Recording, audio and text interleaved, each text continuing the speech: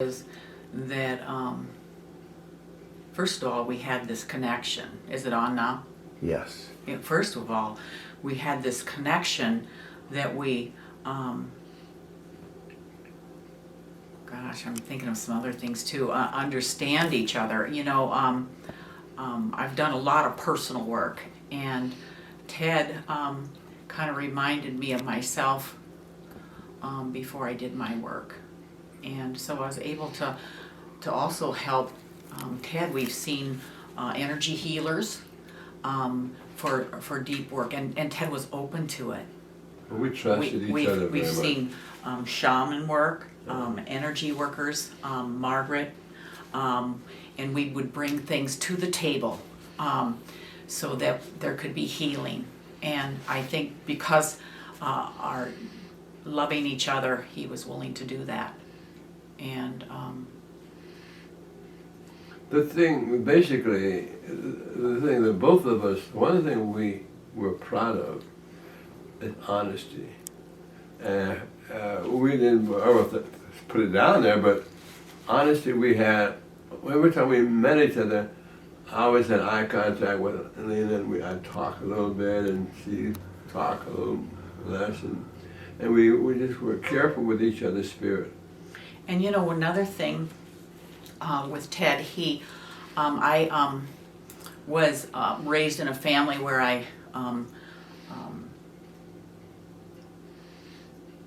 had to be careful what I said. I was kind of conditioned to not speak how I feel. And Ted really helped me know that I was a human being, and you have feelings and you get to express this, you know.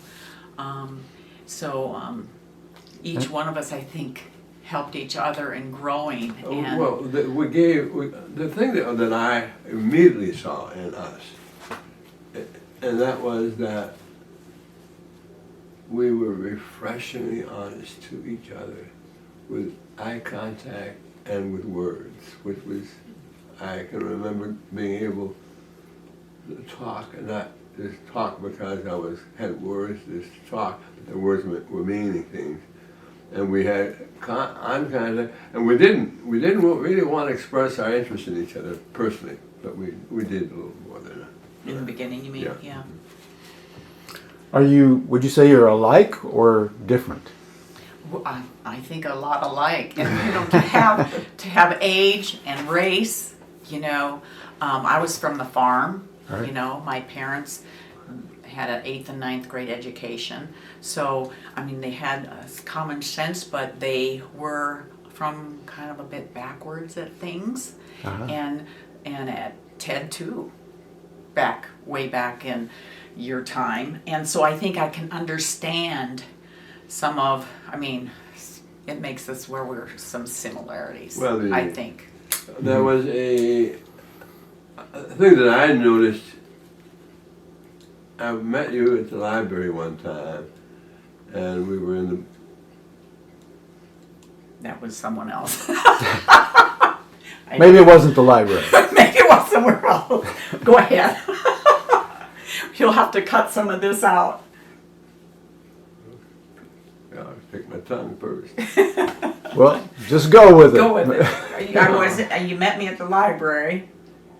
Yeah, you worked in the library somewhere over there. That was your third wife. That was my third wife, okay. Yeah. But at any rate... So how do you think we're alike? Or how are we different? I think you're messier than me. No, the thing that we... But you know, I understand it though. And I mean, I came from, my mom would try and fix things. Ted would try and fix things. You know, you make do with what you have. And because you were po and we were kind of poor. You know, because they saved their money to buy land. Sure. You know, so we didn't get a lot as kids. So I thought we were poor, but you were po. Yeah. Really poor. So those values growing up you had in common, or those experiences. Yeah.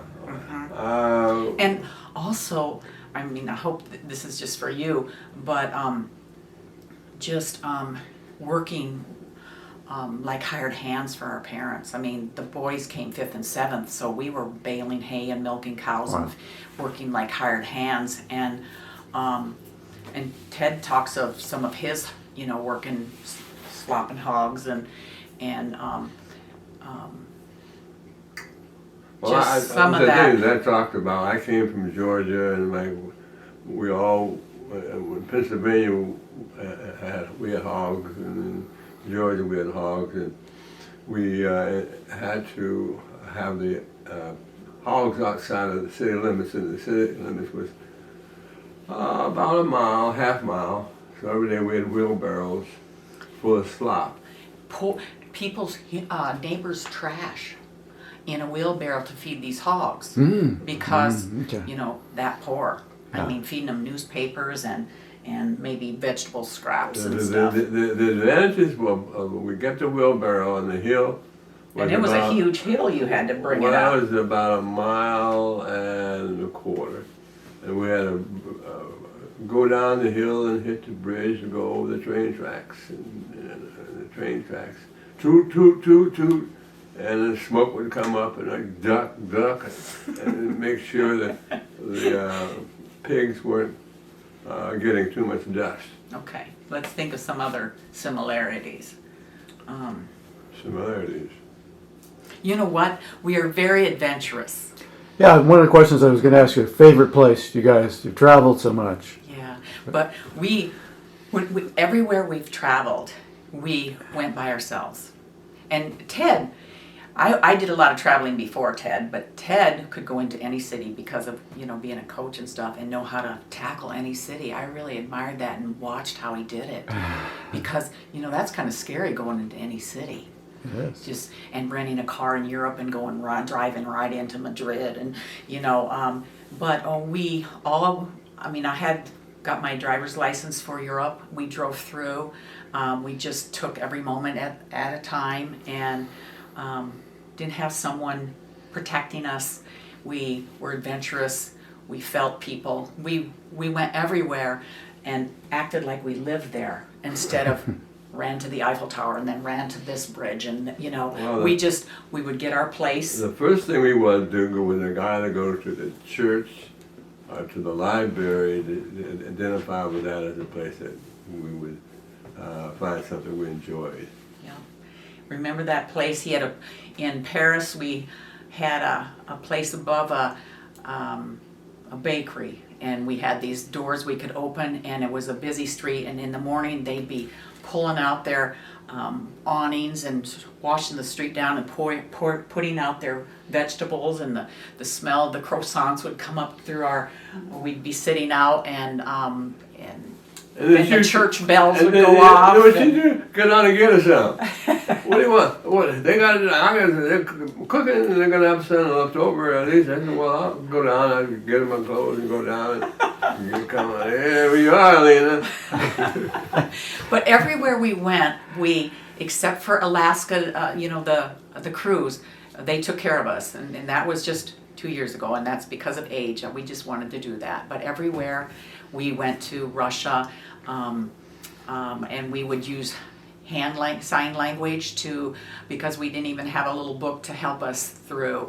And we would run across kind people that, we've got in some binds now. Well, like when we went to Catherine the Great's, the picture's gone, but we went to Catherine the Great's and we got off on the bus and went to the palace, and then when we were finished, we got on the same, little van, and we should have went on the one across the street to go back, but we went on the one close, so it's about time for the buses to stop, and so he takes us to the bus depot, and I'm like, St. Petersburg, like a parrot, Petersburg. So he finds one driver to take us to the nearest subway, and it was just like a little shack with an escalator, and their escalators are. Well, it was a flat door, laying on the ground. We thought we were going to the guillotine. Open up, pull up the door. The door, and there were steps down in there, and the boop.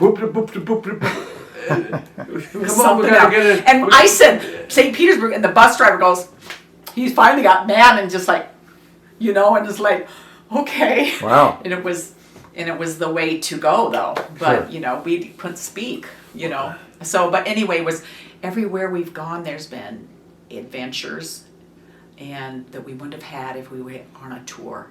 Sure. And so we were like that. We were like to have adventure and be on our own and go and maneuver a city like if we lived there. Mm-hmm. You know.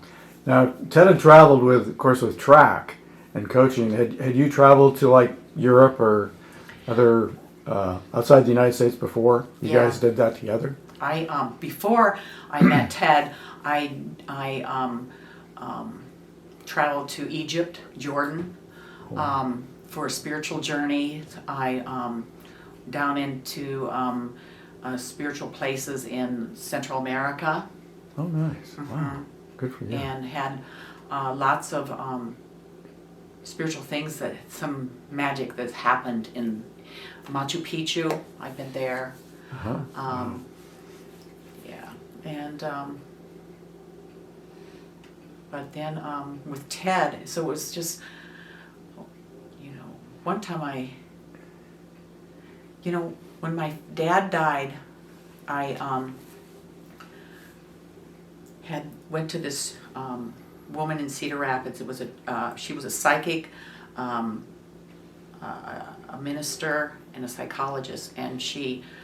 There was probably 300 people there, and I was way in the back. She took maybe 30 people and gave us a little quip, and she said, she found me, and she said, I want you to want to tell you there's 3 people standing around you. It was when my brother died. It was my uncle, my dad, and my brother were standing around me and telling me where they were. They are okay. Oh. She told me that, and she said, I see you traveling extensively in Europe. This is way before I met Ted. And then also she said, the answer to your question is yes. And no one knew. My question was, did my brother die for me to wake up? Oh. Because I wasn't awoke. And she said yes. Yeah. But so, and that's all this extensive traveling we've done. You know, I said, when I retire, I'm going to be like the Europeans. I'm going to do major traveling. Because when we get older, I worked 2 nursing homes. I knew we weren't going to do it after I retire, and especially with Ted's age. And we did 2 major trips every year.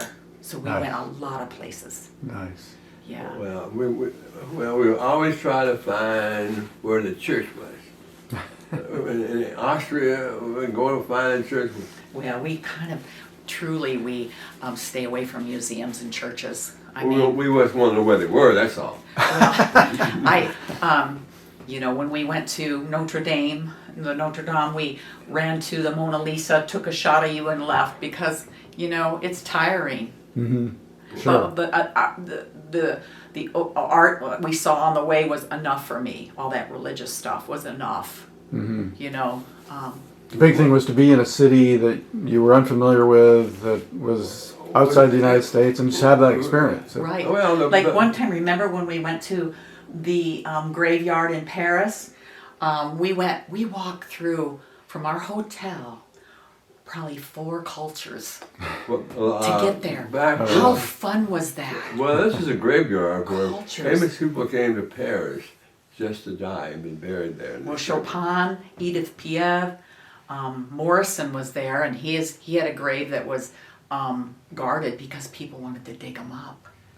Mhm. And we saw Richard Wright, who was, it took a while to find him because he was, in a file. He was cremated. Okay. But, just that experience, just like that, was, Richard Great. Wright, the author? Yeah. Oh, wow. he was there. We didn't have in Paris.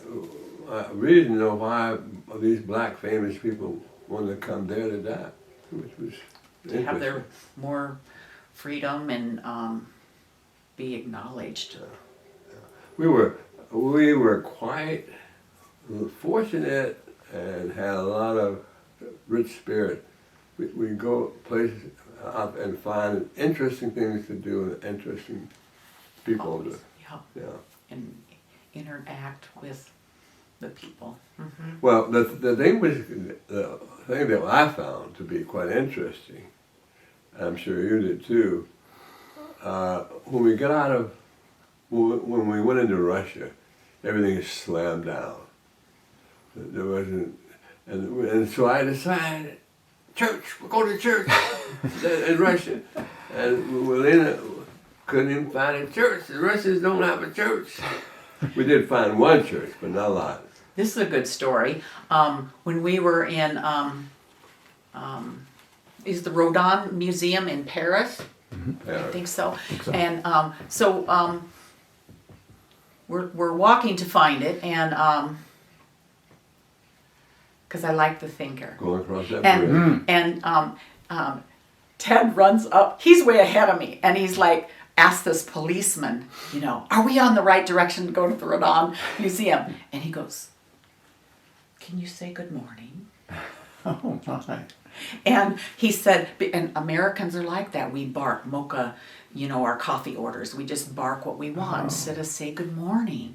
So we came back and it taught us to, we ended up getting lots of friends at Starbucks because we said good morning, how are you? Before, you know, I'll take a black coffee with 3 sugars, you know? You learned that from the French. We learned it, yeah. And, you know, they spoke, you know, if we just got our little book out and tried, everybody was friendly, you know, and we wanted to be, I have 2 clients that were French teachers, and they said, just bring your book and try, you know, and they were not snotty at all, like some people say they are. Well, they want us to try. You're in our country, try. You know, so if we said good morning, how are you, you know, might not understand if they go off too much, but, you know, they knew we were trying. And then their English would come out. There's something probably about the chemistry of you two.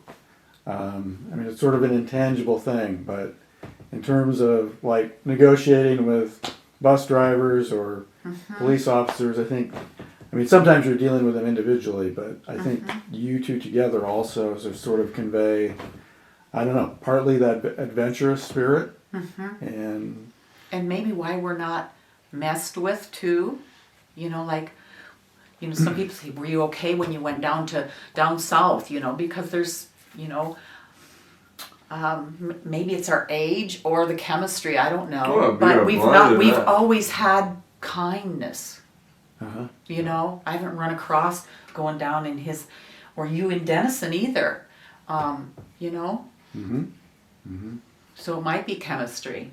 Yeah. Or, I don't know. We reflected people's, you know, you're blonde and I'm bald. You know. And black. And age more. And so we'd go places and Maybe they think I'm your assisting nurse. Which I am, a nurse. well, I think it's the signals you send individually and then also together. You send very warm, welcoming, you know, Energy. personas. Yeah. But the thing that we learned from this trip, about how different the Russian country and race was. In other words, you know, going to towns and all over Europe, you run in and people would talk to you, and the Russians didn't talk. They weren't warm. Were pretty indifferent. Well, how you remember that? Right. Well, we couldn't, you know, except for that bus driver that he, you know, he gave you a big hug when I was like, crazy me, you know, and so he liked us, and he understood us by our hand signals and stuff. He directed us right. Well, he took us. But the guy in charge of Get out here and go down the hole over there. He got that other bus driver to take us that went. We're driving this bus, and this guy finally takes us to a place, and he puts the door on and right in the. Yeah, we told him already. Well, in the ground there. The That's ground, subway. but to get out and go into the ground, and there's the subway down there. There was, and you know, in London the subways are deep, But in Russia, they are really deep. Really. Yeah, you go down. The first time we went down, Ted had an anxiety attack. It's scary. Yeah, because we're down there. It's Yeah. claustrophobic. Yeah. We're down there, you know. And you know how their alphabet is. So it Yeah. took me a while. There's symbols like Greece. Oh, okay. You know, just symbols. So, you know, we might have a symbol, some symbols of where we gotta be, and it takes time, it's not quick. So I was taking too long, and he was having anxiety attack. He was nervous. He was Get anxious. the hell out of here. Wow. You know, because as a black man, you know, when you go into a restaurant, they like to sit, you know, toward the wall so they can see. Like, he told me, the first time he went into the dorm, when he got to be at the dorm when he came to the University of Iowa, Uh-huh. the first thing he did was look for the exit. Because that's what, you know, white people that are privileged, some people say we're not privileged. I know a lot of black people that are doctors or lawyers, so they're privileged. Well, no, it's something else. I mean, they worked hard for that. It's, you know, having to look for that exit. Yeah. That's what Privileged people have never had to worry we about. haven't had to do that. Yeah. Right. It's not- It's those things of being Things safe. we take for granted. Right. What graveyard in Paris area that we found to go visit black people who were buried there? That was in Paris. In Paris. Was Josephine Baker buried in? I don't know. She was buried. We did have a book that was, you know, said Edith Piaf, Chopin, and Richard Wright, but I can't remember. But she could have been. Okay. But anyway, Well, what other questions? One other thing to get to. We agreed on one thing. We were not going to go to South America. I understand that. Yes. And we just, South Americans, we find them. Or Asia, just Well, language barriers. They didn't like it. They didn't like. I know when little people look at me and don't like me. And I don't know why I speak or not, you know. But the Russian people, no one, in other countries, people speak a little English. But Russians, very, almost none. When we were there. Yeah. And we did run across one woman who just wanted to sit with us because she said, I've been going to school here, and she was a Russian, but from another area, and she said, there's just no one, I don't see people laughing here in St. Petersburg. Smiling, laughing. A Yeah. little grim. So she sat with us. We were at McDonald's, I remember, and she sat with We us found and us, talked with rode us. us on the bus and got off when we got off and ate with us. So what other questions you got there? Well, Iowa City. Has Iowa City been a good place for you guys to nourish or nurture your relationship? And do you feel like it's been the climate, the environment, the people here is this a good place I think so. to be? Yeah. Yeah. I do. Yeah, there's not any other place in, I like, if Iowa City gets, it's changing, you know. So I guess I should look at the camera. No, you're fine. Okay, it's changing, but I still feel it's a good place. If it gets, as I age, if it gets more crime and stuff, I like Decorah. I have a friend that lives there, and it's just a sweet, it has the Luther College there. It's a nice town. It's sweet and calm. But I do think for our relationship, we can maneuver Iowa City and feel safe and Well, but we and always good. tied in with Dubuque to Madison to Dubuque, back and forth. yeah, we've done that. Yeah. There is a truck that drives by my house with a Confederate flag. So, I tell Ted, when he was driving and he'd get lost, I said, be careful. One time he got lost south of Iowa City, and I said, you never know. There might be someone that doesn't like the looks of you. But here in Iowa City, plus people know Ted, and as Ted ages and he walks from my house or around, people know him and they pick him up and bring him back home. So, you know, we hope we can stay in this house as long as possible, till the end, don't we? Well, Because you love your house, you know your house, he knows his house. This house was a shell. And where were we living when I came here? Well, you bought this house with Susan, your Who's second Susan? wife. I never was married before you. Yeah, well, you had Byford, Susan, and Oh, Sheila. okay, you added them up now, huh? Oh, well, you probably learned something from each one of them. Oh, no, more from nobody. Byford was always been a pain in the booty. The mom of your, I can Byford look up- likes me. She likes me. I can look out the window over here, look in her back door where she lives. She lives right over And across. you know what? Byford and Ted still care about each other. Oh, You good. know, it's very, I know it was rough for Ted, what all happened back then, but I give you credit and I admire that you, when she comes, they call each other for Father's Day, Mother's Day, talk about, you know, or she'll come here with Mary and you talk about some of the past, and I know she cares about you. She wants you to be well. She likes that you're with me because she knows I help you. Thank her for that. Right, and That's great. he wants her to be okay too. I can tell. So that is big. That is big. I met her when she was 12 years old. Right. I mean, he dated. Did you date her sister at that time when they would go to races in Milwaukee? Yeah. Wow. At any rate, we've ran out of answers to the questions. Anything else? Well, you've done really well. I love listening to you guys talk.